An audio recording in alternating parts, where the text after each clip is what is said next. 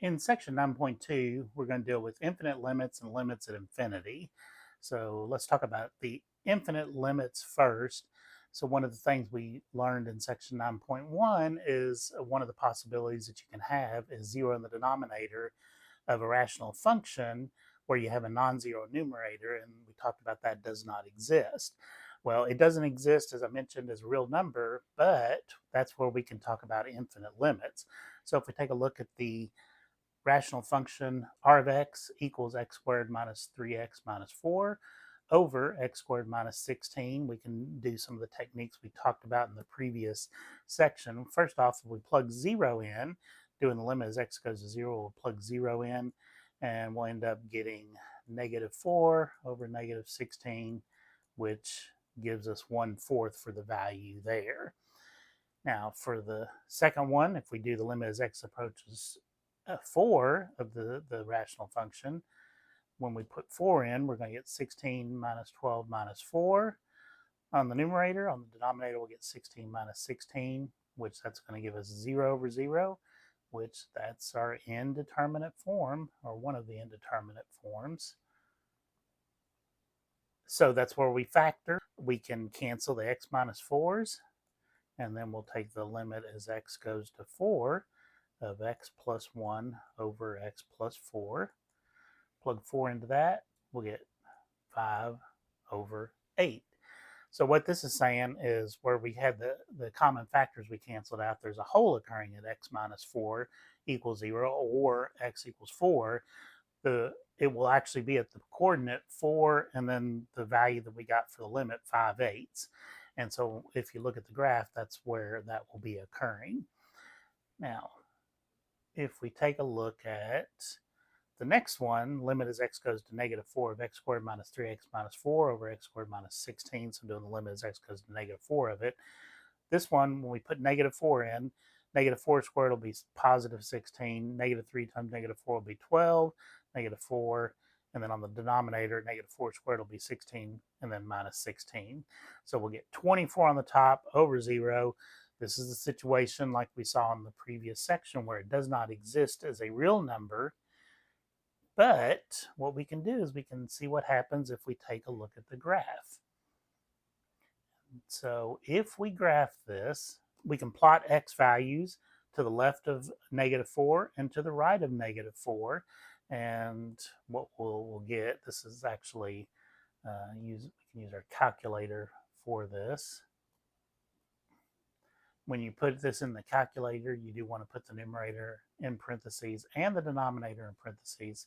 So the quantity x squared minus 3x minus 4, close parentheses, and then divided by the parentheses x squared minus 16, close parentheses. Now, another thing that we can do to kind of help us with our calculations here is we can do second and the table. And if we've got it set right, so if we do second in the window, what we want is we want our table set up for the independent to be ask and the dependent to be auto. So this will allow us to put in different x values we want, and then it will automatically give us the dependent, the y variables. So let's go back to the table. So make sure that's on. So now we can do negative 5, negative 4.5, negative 4.1, negative 4.01, and then negative 4.001. Make sure for the negative you use the negative beside to the left of the enter key and not the subtraction key. And so we see for those values, we get 4, 7, 31, 301, 3001 like we've got there. So as we're getting close to 4 on the left, our values are getting bigger in the positive direction. So we'll say that we're approaching infinity. Now do the same thing for values to the right. So we'll go back up here. We'll change this to negative 3, negative 3.5, negative 3.9, negative 3.99, negative 3.999, and we get negative 2, negative 5, negative 29, negative 299, and then negative 2,999 respectively. So we see for those values, our values are getting bigger in the negative direction, so we're approaching negative infinity. Now, if we look at the graph, we graph it, this is the default where your x's are going from negative 10 to 10. You will notice it does have the part there to the left. So this is what we've got over here to the left of negative 4.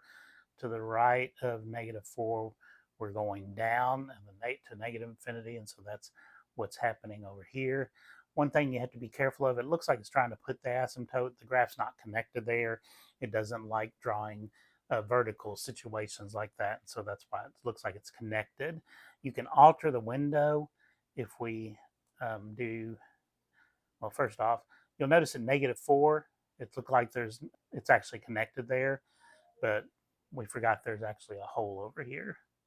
So let's change our window. We can do, on the 83 and I think the 84, you can do multiples of 4.7. So in this case here, we can do negative 4.7 to 4.7 for the x min and max, or we can do negative 9.4 to 9.4, which is a multiple of 4.7.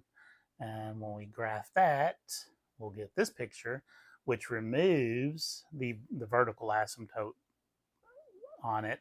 And if you look here at negative 4, you can actually see the hole there.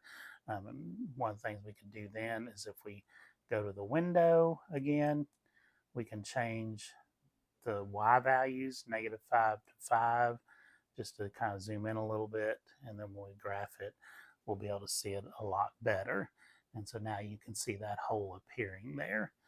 So that's what's happening with the hole at positive 4, x equals 4. Now, in this case here, since one's going to infinity, one's going to negative infinity, we would actually say that the limit as x goes to negative 4 of r of x does not exist. Now, if they were going to the same, both going to infinity or both going to negative infinity, then you'd be able to say that the limit is going to those values. So example, say we've got a picture like the following, the g of x here. We're looking at the limit as x goes to 2. To the left of 2, we're going to positive infinity. To the right of 2, we're going to positive infinity.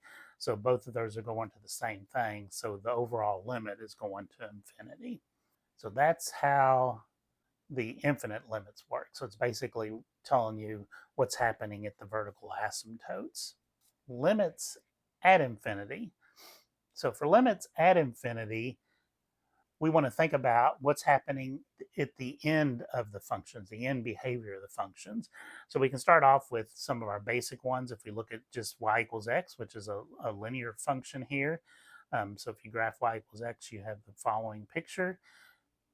As we're going to positive infinity, so think about our x's is getting bigger, your y's are getting bigger. As x is going to the negative infinity, the y's are going to negative infinity. So that's what's happening at the end there. So the limit as x goes to infinity is of x is infinity. The limit as x goes to negative infinity is x. If we look at a parabola, x squared, if we look at x going to positive infinity, our y is getting bigger in the positive direction. If we go in the negative direction, the y is getting bigger also in the positive direction because of the fact that we're squaring it. So both of these would be going to infinity. And then if we had something, obviously you can talk about doing multiples. So if we had something like negative 2x cubed, this is going to be the reverse of what x cubed would look like. So x cubed would look something like this. Well, the negative 2x cubed is going to reflect it about the x-axis and make it narrower. Now, in the positive direction, as x is getting bigger in the positive direction, our y is getting bigger in the negative direction, so it's going to negative infinity. As x is getting bigger in the negative direction, you're going to be taking the negative 2 of that cubed, and so you'll be getting bigger in the positive direction. You could also verify this by looking at the graph on the calculator, looking at different values, and you can verify it numerically. Now, another thing we want to think about is what happens in a situation like the limit as x goes to infinity of 1 over x. What's the end behavior of something like this? Well, if we take different x values, so 1, 10, 100, 1,000, plug those in. 1, we're going to get 1 over 1, which is 1. 10, we're going to get 1 over 10, which is 0.1. 100, we're going to get 1 over 100, which is 0.01. 1,000 is going to be 1 over 1,000, which is 0.001. Well, you'll notice as we're getting big in the x, 1 over x, the y, is getting closer to 0. So for this one, the limit as x goes to infinity is going to be 0. So that's something we can make use of as we're talking about these infinite limits with our rational functions. So if we go back to our r of x that we looked at earlier, x squared minus 3x minus 4 over x squared minus 16, one of the things we can do if we're looking at the limit as x goes to infinity of that is we can take the highest degree term in both the numerator and the denominator, which would be x squared. We can multiply the top and the bottom by that. So whatever you do to the top, you got to do to the bottom. Well, if we do that, we're going to get the limit as x goes to infinity. Think about distributing this through each of those terms and doing the same thing on the bottom. We do x squared over x squared for the first one, minus 3x over x squared, and then minus 4 over x squared.